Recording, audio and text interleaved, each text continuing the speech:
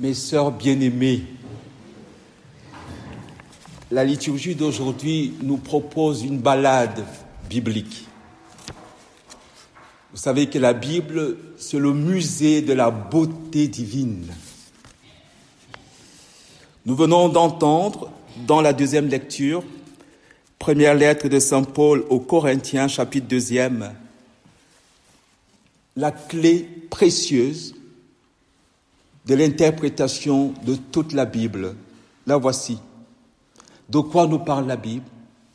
De ce que l'œil n'a pas vu, de ce que l'oreille n'a pas entendu, ce qui n'est pas venu à l'esprit de l'homme, ce que Dieu a préparé à ceux dont il est aimé. C'est de ça que nous parle la Bible. Le pape Benoît XVI, le grandissime, lorsqu'il écrit sa trilogie « Jésus de Nazareth », se pose une question.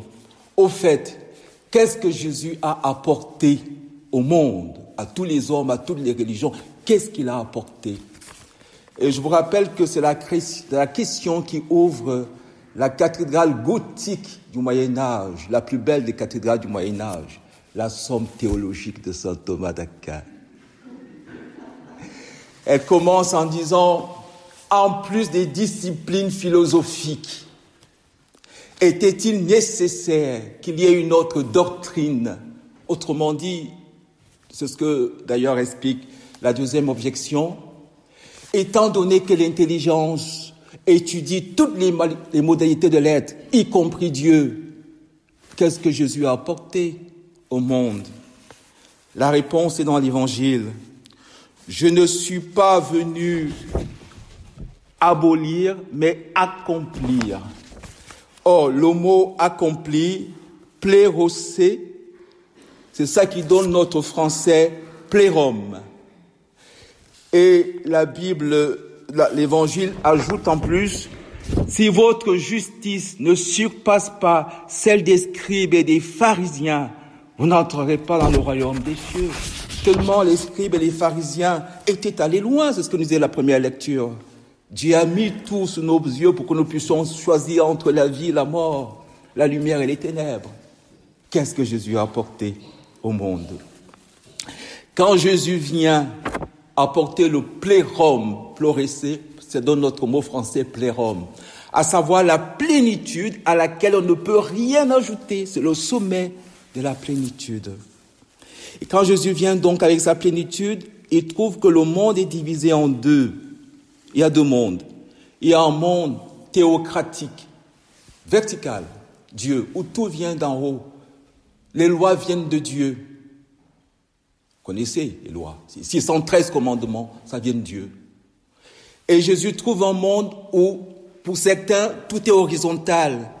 La démocratie. Il trouve un monde théocratique contre un monde démocratique. Que va-t-il faire? Le vertical et l'horizontal, il va les croiser, tout simplement. À travers le mystère de la croix, il va récapituler les deux mondes. Le monde vertical, la théocratie. Quand la théocratie se durcit, vous savez ce que ça donne? Ça donne le fidéisme. Sola fide. Par la foi seule, par Dieu seul.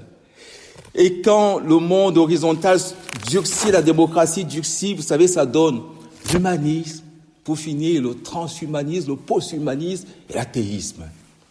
Alors, Jésus va donc croiser ce monde en apportant la plénitude, le plérum. Pourquoi? Il est vrai Dieu et vrai homme.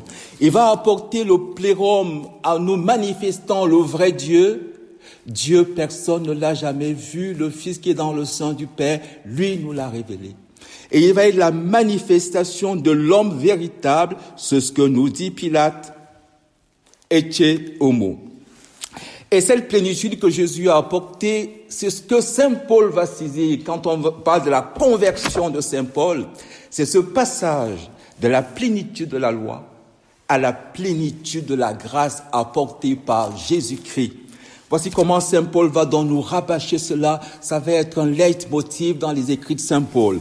Je vous cite comme ça quelques-uns en passant. Au chapitre 4e de la lettre aux Galates, quand vint la plénitude, le plérum du temps, il a envoyé son fils né d'une femme. Dans la lettre aux Colossiens, chapitre 1er, verset 19, écoutez, Dieu s'est plu à faire habiter en lui toute la plénitude, et par lui, il a réconcilié tous les êtres. La plénitude, Saint Paul, le plérum. Dans l'Épître aux Éphésiens, nous retrouvons ça au chapitre 1er, versets 22 à 23. Écoutez, il a tout mis sous ses pieds et l'a constitué au sommet de tout, tête pour l'Église, laquelle est son corps, c'est-à-dire la plénitude de celui qui est rempli tout en tout. Notre défi, est-ce que Jésus est vraiment la plénitude à laquelle on ne peut rien ajouter? Est-ce qu'il est vraiment Quand Jésus arrive, il vient, comme il dit, je ne suis pas venu abolir. Pour bien comprendre, il est même en train de dire, je ne suis pas venu obéir simplement à la loi, l'appliquer. Je suis venu l'amener à sa perfection divine dans son plérum. Et je vous signale en passant que les 4 évangiles s'ouvrent par l'annonce de la plénitude que Jésus a apportée. L'évangile selon saint Matthieu, chapitre 1er, verset 22. Pour Matthieu, Jésus est la plénitude, l'accomplissement, le plérum de toutes les prophéties. Il dit, dès le chapitre 1er, Jésus, plérum de l'oracle prophétique. Et dans l'évangile d'aujourd'hui, qui est toujours dans saint Matthieu, je ne suis pas venu abolir, mais accomplir les prophéties et la loi. Dans l'évangile selon saint Marc, Jésus est le plérum du temps, nous dit Marc, dès le chapitre 1er.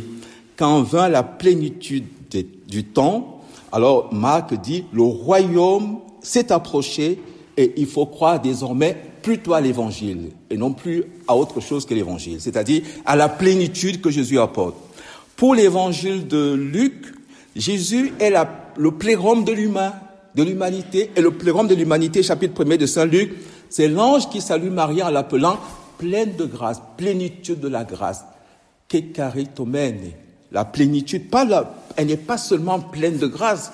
1 litre plein, 2 litres plein, 20 litres plein, c'est quand même pas la même quantité. Il ne s'agit pas de cette plénitude-là qui est mesurée. Il s'agit elle est la plénitude même de la grâce, de l'humain, voyez. Pour l'évangile de Jean, Jésus est le plérum de Dieu lui-même. Dieu, personne ne l'a jamais vu, le Fils qui est dans le sein du Père, c'est lui qui l'a manifesté, le vrai Dieu. Et les autres aussi, mais Jean va insister sur la plénitude à la fin de son évangile.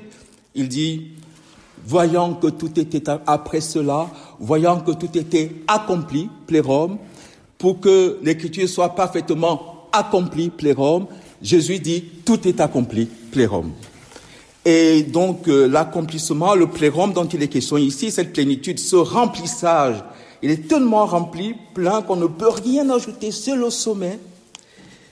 Ce mot revient 92 fois au moins dans la Bible. Et chez Matthieu 17 fois, chez Jean 20 fois, chez Luc, les Actes des Apôtres et l'Évangile 26 fois, et pour Paul 25 fois. Alors, écoutez bien, parce que c'est là où ça devient intéressant. Au fait, il y a 2 plénitudes, parce que la plénitude, nous sommes tous d'accord. Tout le monde est d'accord que la plénitude, c'est Dieu. Et que la plénitude, c'est même la vie divine. Et que la plénitude, c'est même la divinisation de l'homme. Tout le monde est d'accord. C'est ainsi qu'à Iconium, on prend Paul on prend Barnabé pour Zeus et Paul pour Hermès en disant « Les dieux sont venus chez nous sous forme humaine ». Cette plénitude, cette divinisation, c'est ce que dit Aristote. Il dit, le philosophe, quand il a atteint le sommet de sa philosophie, il vit par moments ce que les dieux vivent toujours. C'est ce que dit Épicure, un peu de pain, un peu de paille, pour rivaliser de bonheur avec les dieux. C'est aussi ce que Gustav Jung, écoutez bien parce que c'est très intéressant, Gustav Jung est considéré comme le réformateur du gnosticisme contemporain. Et qu'est-ce qu'il dit? Il dit ceci, il écrit un livre, les 7 sermons, dont le sous-titre est « Du plérum à l'étoile ». N'oubliez pas que ce fameux plérum, c'est bien encore ce que dit quelqu'un à la Genèse. Vous serez comme des dieux, la divinisation. Là où ça bascule, écoutez très bien, c'est que finalement il y a 2 formes de plénitude divine. Il y a la plénitude divine selon l'intelligence, donc selon la loi, qui fait que nous participons de manière comme une similitude à la vie de Dieu. Vous serez comme des dieux connaissant le bien et le mal. Le philosophe vivra par moments ce que vivent les dieux. Et finalement, nous avons la plénitude qui nous intéresse, nous, qui est le mystère, la plénitude de la très sainte Trinité. Saint Irénée de Lyon avait pour mission propre, c'est la grâce de Saint Irénée de Lyon, d'avoir combattu contre les hérésies en leur disant la plénitude dont vous parlez, oui, la divinisation. Moi, je vous annonce, Jésus est venu nous annoncer une plénitude qui est beaucoup plus forte que la simple divinisation, puisque c'est la participation aux processions trinitaires. C'est pour ça que nous entrons dans cette nouvelle plénitude, ce plérome que Jésus apporte par le baptême. Le baptême nous plonge dans la très sainte Trinité, le Père, le Fils et le Saint-Esprit. Et cette nouvelle divinisation qui est finalement, il faut trouver un mot, on va l'appeler la trinitarisation. La trinitarisation, parce qu'il s'agit d'entrer dans la vie des personnes trinitaires. Non plus de vivre comme des dieux de l'extérieur par imitation ou par participation, mais de participer. C'est ça qui bascule, que Jésus est venu apporter le plérome. Qui fait que vous avez entendu l'évangile qui est long. Vous avez vu que dans cet évangile, il y a une institution des sacrements. Le proche va d'abord te réconcilier avec ton frère, le sacrement du frère. Tu ne peux plus renvoyer ta femme parce que le mariage est un sacrement. L'autel, Jésus est l'autel, la victime, le prêtre. Il est venu tout récapituler dans sa personne. Il s'agit de lui. Il va dire tout simplement à la fin de cet évangile de Saint Matthieu, il va récapituler cet évangile d'aujourd'hui en disant « Tout ce que tu fais à l'autre, c'est à moi que tu le fais, tout simplement. » Alors, cette transubstantiation, cette plénitude divine est accomplie par le mystère de la transubstantiation. Écoutez ce que ça donne rapidement. Donc, par nos trois vertus théologales, par le baptême qui nous lie aux trois personnes, vous savez que chaque vertu théologale nous lie à une personne de manière particulière pour que nous participions à cette plénitude que Jésus a apportée. C'est ainsi que par l'incarnation, en lui habite corporellement toute la plénitude de la divinité. Par le mystère de la maternité divine, Marie est la plénitude de la grâce. Par le mystère de l'Eucharistie, Dieu est pleinement présent, présence substantielle dans le corps et le sang du Christ auquel nous communions. Plénitude de Dieu. Et cette plénitude trinitaire dont on va la retrouver dans toutes les activités de l'homme. Depuis notre baptême, notre travail devient une participation à la co-rédemption. Travailler non plus pour la nourriture qui passe, mais pour la nourriture qui demeure en vie éternelle, le plérome du travail, co-rédemption. Le plérome de l'amour. Il n'y a pas de plus grand amour que de donner sa vie pour ceux qu'on aime. Il n'y a pas de plus grand amour que de donner la vie divine aux hommes. Ça y est, de la vie divine donnée aux hommes. Si vous donnez que du pain à celui qui a faim, vous lui donnez des choses humaines. Mais la plénitude de l'amour, c'est de donner du divin à l'humain.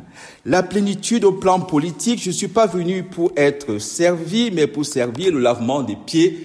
C'est celui qui est responsable, qui se sent totalement responsable de la plénitude de chaque citoyen ou chaque membre du groupe qui lui est confié. La plénitude au niveau du corps, au niveau physique, c'est que nous sommes devenus par là le temple du Saint-Esprit. Vous voyez, cette plénitude que Jésus nous apporte, c'est que notre corps est le temple du Saint-Esprit, parce que en lui, dans son corps, habite pleinement toute la plénitude de la divinité, et par la vie, je suis la résurrection et la vie, je suis le chemin, la vérité et la vie. Évidemment, nous avons là, comme il dit lui-même, je suis venu pour que le monde ait la vie, et la vie en plénitude, c'est-à-dire la vie trinitaire. Et au niveau de l'être, nous avons bien évidemment une plénitude qui est le fait que par lui, tout a été fait. Par le Christ, par le Verbe, tout a été fait. On a un nouveau regard sur la création, participation au mystère trinitaire. Saint Paul va ramasser les deux plénitudes. Écoutez comment c'est beau. Paul, Éphésiens, chapitre 3, verset 19. Ainsi, vous recevrez, écoutez les deux plénitudes, comment elle les distingue et comment il faut passer de l'une à l'autre. C'est l'enjeu. Ainsi, vous recevrez la force de comprendre avec tous les saints ce qu'est la largeur, la longueur, la hauteur, la profondeur. Vous connaîtrez l'amour du Christ qui surpasse toute connaissance et vous entrerez par votre plénitude, la plénitude selon la loi, la plénitude humaine, dans toute la plénitude de Dieu. Matthieu a conclu ce sermon sur la montagne en disant « Vous donc soyez parfaits comme votre Père Céleste est parfait. Et il y a quelque chose de très mystérieux dans l'Évangile. Je vous le dis comme ça en passant, on n'a pas le temps de tout voir, c'est dommage. Il dit, si ton œil entraîne ta chute, pour nous donner cette plénitude, qu'est-ce que Dieu a fait?